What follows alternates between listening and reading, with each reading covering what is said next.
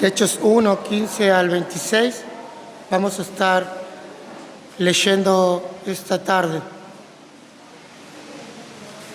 Nuestro texto de hoy dice así: En aquellos días Pedro, levantándose en medio de los hermanos, y era la compañía junta como de 120 en número, y dijo: Varones hermanos, convino que se cumpliese la Escritura, la cual dijo antes el Espíritu Santo por la boca de David, de Judas, que fue guía de los que prendieron a Jesús, el cual era contado con nosotros y tenía suerte en este ministerio.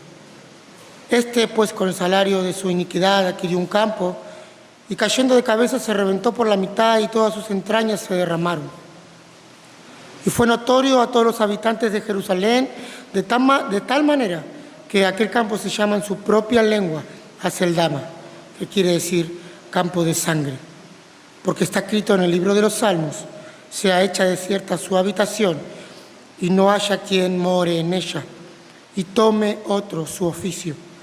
Es necesario, pues, que de estos hombres que han estado junto con nosotros todo el tiempo que el Señor Jesús entraba y salía entre nosotros, comenzando desde el bautismo de Juan hasta el día en que de entre nosotros fue recibido arriba, uno se ha hecho testigo con nosotros de su resurrección.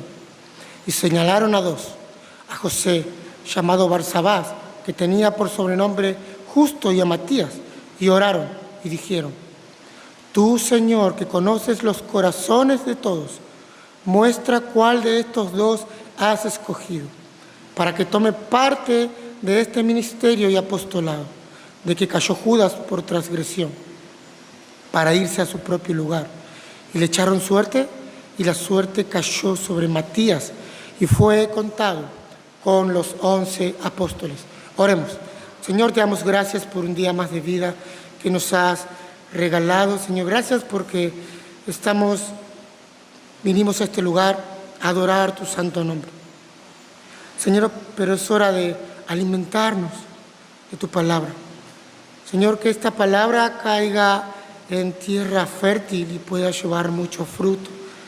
Señor, abre los corazones, prepara los corazones, abre los oídos espirituales para que tu palabra pueda llegar hasta lo más profundo, Señor, y pueda llevar fruto.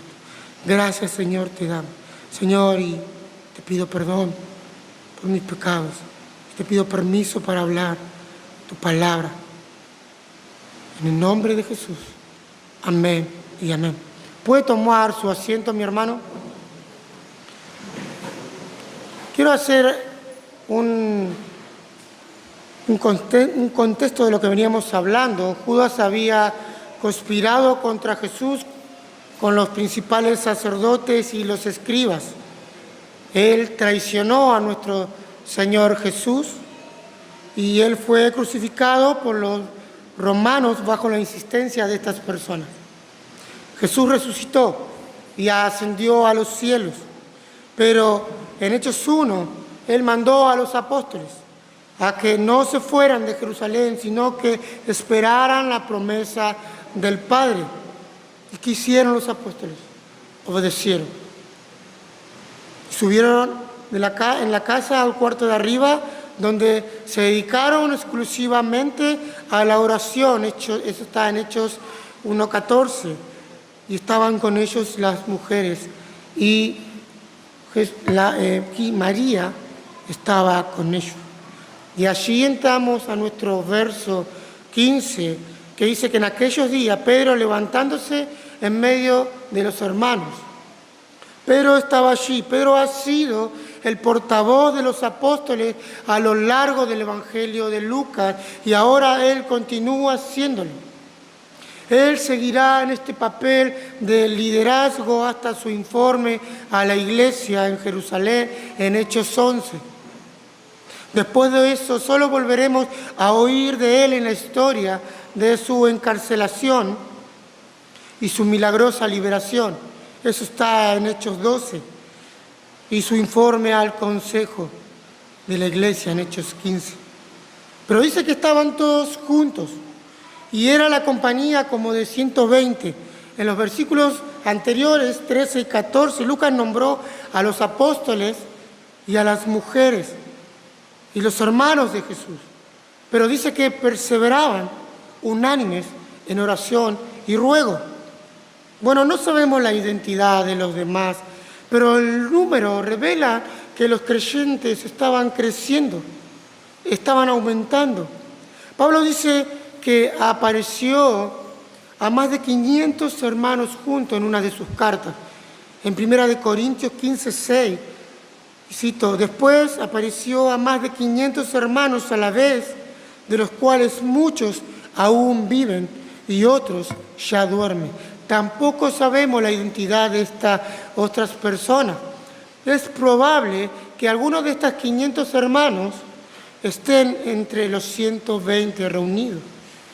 Verso 16, y dijo Pedro, varones hermanos, convino que se cumpliese las Escrituras, la cual dijo antes el Espíritu Santo por la boca de David, de Judas, que fue guía de los que prendieron a Jesús.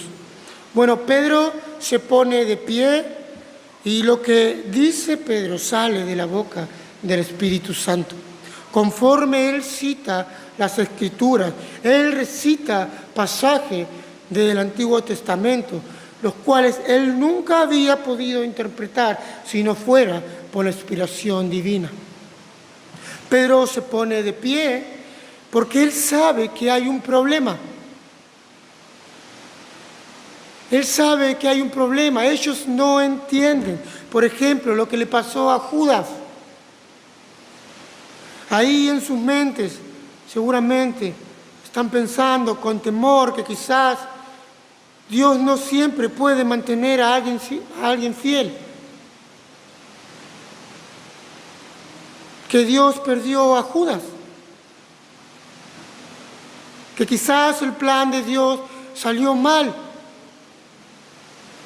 Además, cuando recuerden Mateo 19:38, que Jesús le había dicho a sus discípulos que se iban a sentar en 12 tronos, y ellos reconocen que va a haber 12 tronos, y ellos son 11.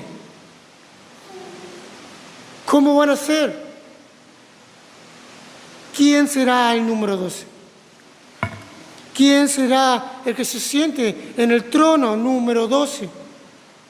Pedro quiere que sepan que lo que le pasó a Judas fue todo profetizado por las Escrituras, allí, ahí en el Antiguo Testamento o allí atrás. ¿Por qué quieren que sepa esto? Para que no piensen que Dios perdió el control, que el plan de Dios se echó a perder.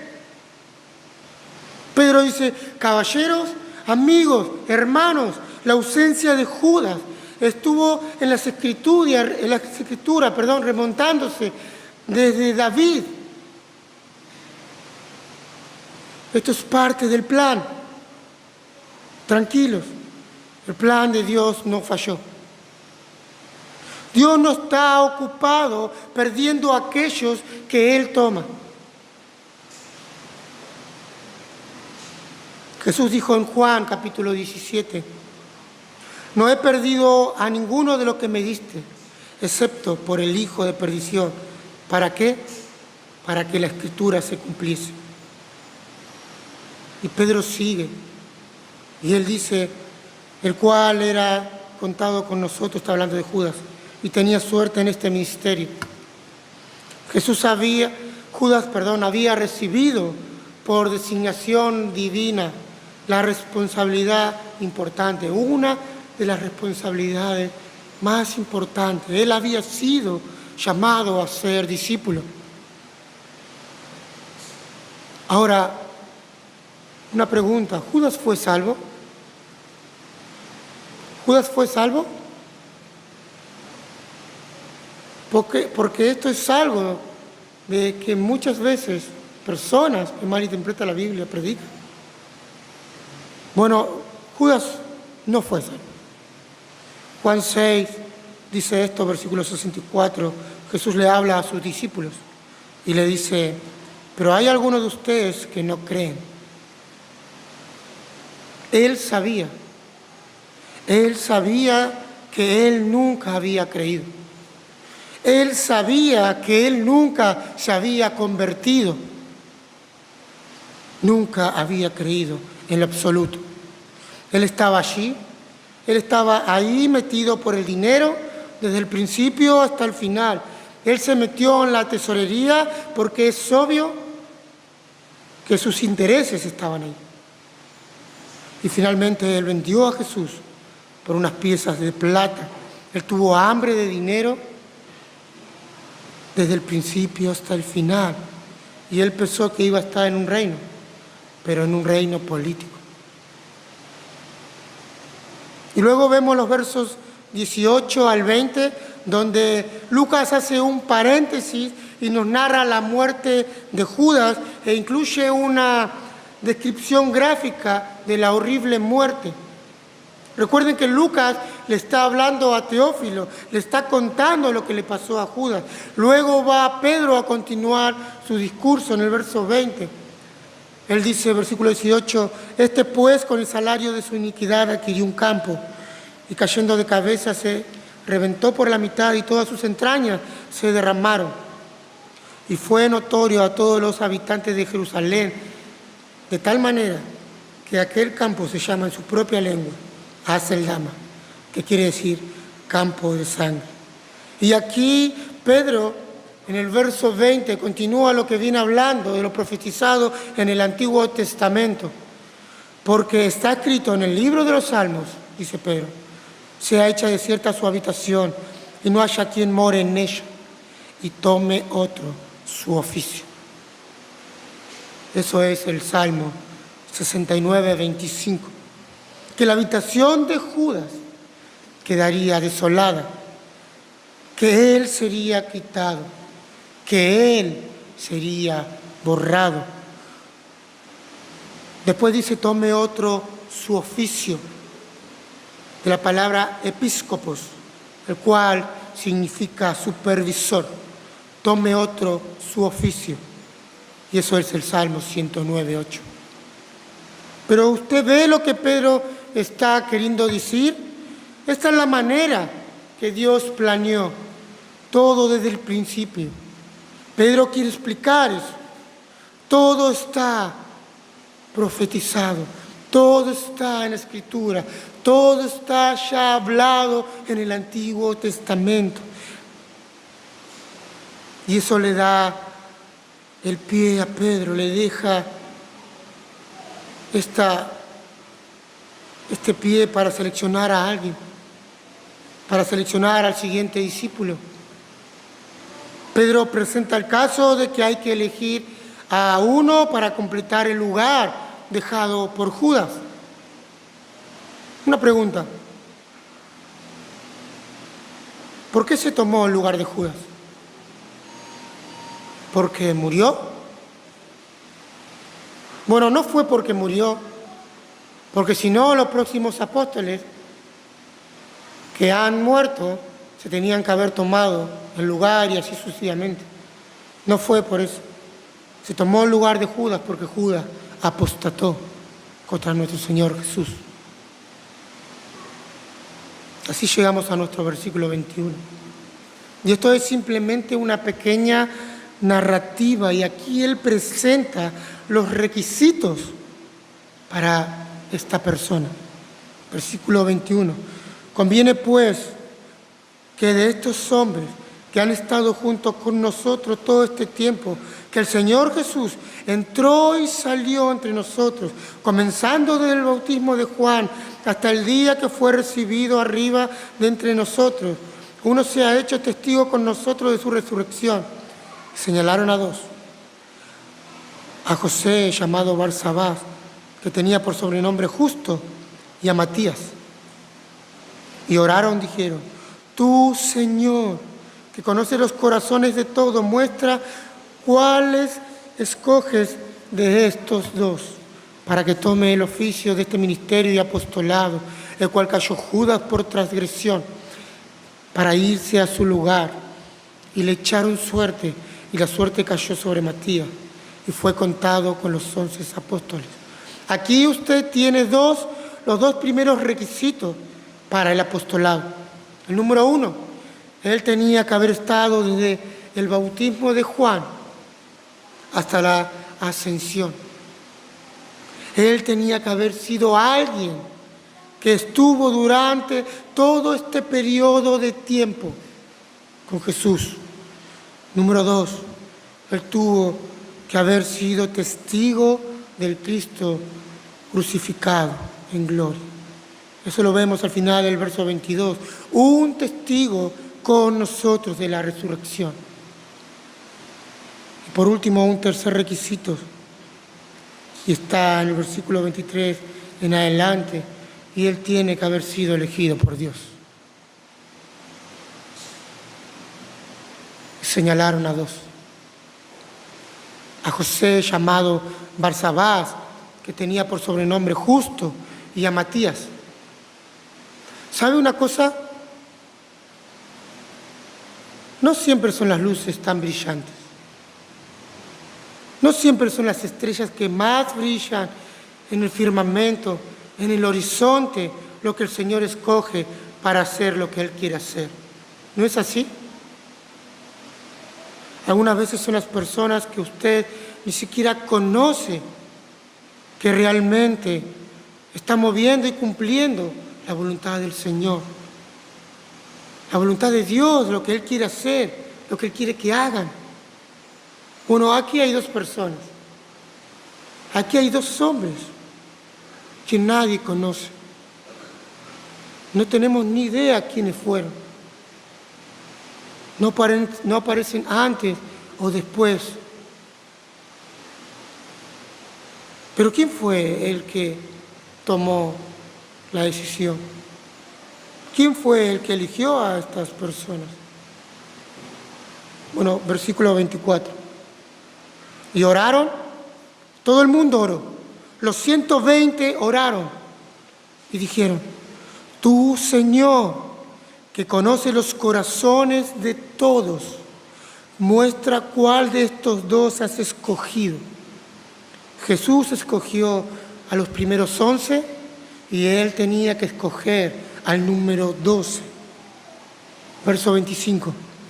Para que tome parte de este ministerio y apostolado de que cayó Judas por transgresión. Después hace una afirmación contundente y dice: para irse a su propio lugar, el infierno. El infierno es el lugar al que pertenece la gente que va ahí. ¿Sabía usted eso? Se va ahí porque ese es el lugar donde pertenece. ¿Sabe usted que la muerte no cambia nada? Simplemente cristaliza en permanencia lo que usted es en la vida. No cambia nada. La muerte asegura su propio lugar, nada más. Cuando Judas fue al infierno no fue algo fuera de lo normal. Allí es donde él pertenecía. Allí es el lugar donde él escogió. Y dice que echaron suerte. Y la suerte cayó sobre Matías. Entonces Matías fue el elegido y él fue aceptado. Los 12 hombres elegidos por Dios. Ahora usted pregunta, ¿cuál fue el método de elección? Bueno, echaron suerte. ¿Suerte? ¿Hubo apuestas? No hubo apuestas. No se involucró dinero alguno. Y déjeme explicar esto. Dios en el Antiguo Testamento había determinado que su voluntad se identificara mediante manifestaciones físicas. Algunas veces Dios hablaba desde el cielo, ¿verdad? Algunas veces Dios hablaba a través de la boca de profetas. Pero una de las maneras en que Dios expresaba su voluntad fue mediante echar suerte. Sea lo que lo llame, sacar el palito más largo, piedra, papel o tijera, tirar una moneda, eso determinaba la respuesta. Y hubo muchas maneras de hacerlo. Y Dios escogió la suerte. Y eso es algo hermoso. Y decimos amén. Pero ¿cómo suerte?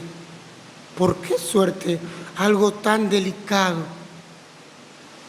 ¿Un apóstol elegido por echar suerte? Bueno, escuche esto.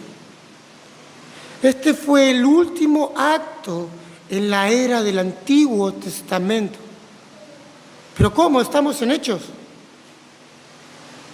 ¿Ya no pasó el Antiguo Testamento? No. Escuche esto. Un versículo más adelante, Hechos 2:1, es la época del Nuevo Testamento. Es la época del Espíritu. El último acto dispensacional fue un acto coherente con la dispensación antigua de echar suerte. Usted nunca volverá a oír en el Nuevo Testamento esto, algo como esto de echar suerte, porque en esta época no necesitamos ese tipo de dirección por parte de Dios. ¿De dónde recibimos nuestra dirección? Del Espíritu Santo, quien mora en nosotros, quien nos guía a toda ¿qué? Quien nos guía a toda verdad. Pero en esta época, sin el Espíritu Santo morando en ellos, solamente el Espíritu Santo estaba sobre ellos, capacitándolos, se movió de manera muy física para revelar su voluntad. Entonces tuvieron que echar suerte. Y usted pregunta, ¿cómo sabemos que no cometieron un error? ¿Cómo sabemos que esa suerte cayó en el lugar donde tendría que caer? Que eligió al hombre correcto. Porque Dios estaba manejando ese problema. No hay mucha explicación para eso. Dios estaba manejando todo. Oraron y Dios escogió mediante la elección de echar suerte. Proverbio 16:33. La suerte se echa en el regazo, pero la decisión de ella es de Jehová. La suerte se echa en el regazo, pero la determinación de la suerte es de Jehová, es del Señor. El Señor está controlando esa situación. Dios no pierde el control. Está todo bajo el control de Dios. Bueno, tenemos muchas lecciones, pero sobre todo tenemos una lección muy grande y emocionante de que Dios escoge a los suyos.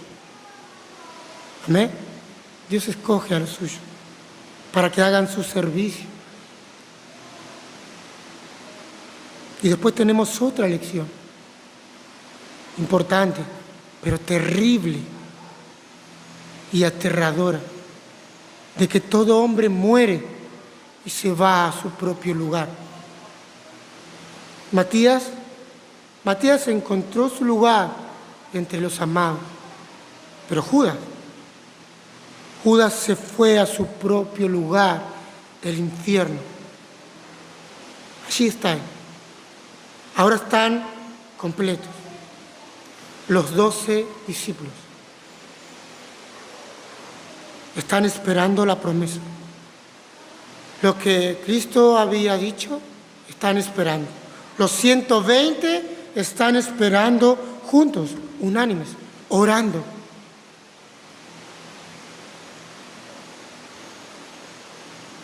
Hermano, confío en que hayan aprendido este ejemplo a través de estas personas que han estado orando unánimes, esperando la voluntad del Señor, todos juntos perseverando, confiando, a pesar de tener problemas, porque calculo que tenían problemas cada uno de ellos. Pero ¿qué tal los que no son cristianos? ¿Pero qué tal los que no creen en nuestro Señor Jesús. ¿Qué hay de ellos? Bueno, les digo que entiendan que cuando mueran y se vayan de este mundo, se irán a su propio lugar. Hay dos lugares preparados por nuestro Señor Jesús. Dos lugares. Ya sea la casa del Padre o el infierno. Sea el lugar que sea, ese lugar es donde usted ha elegido. Usted es responsable. ¿Escuchó? Usted es responsable. Somos responsables. Tenemos un mandato en el congregarnos. Tenemos un mandato, seguir a Cristo. Vivir la vida que Él vivió. Hermano, obedezcamos su palabra y nos iremos a nuestro propio lugar, ya sea el cielo o el infierno. Confiemos en Dios, busquemos, perseveremos como estos 120 que están todos unánimes, reunidos, orando. Calculo que estaban alabando a nuestro Señor Jesús, esperando con ansias al Consolador.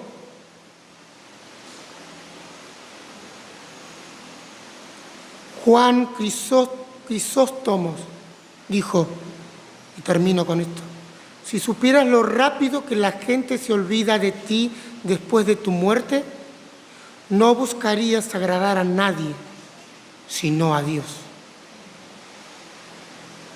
Eso tenemos que hacer, agradar a Dios, porque después de nuestra muerte solo queda el cielo o el infierno. Nada más, mi hermano. Entonces le animo y recuerde, somos responsables de ir a nuestro lugar elegido. Oremos. Señor, te damos gracias por esta palabra. Señor, algunas veces somos tan tercos y no entendemos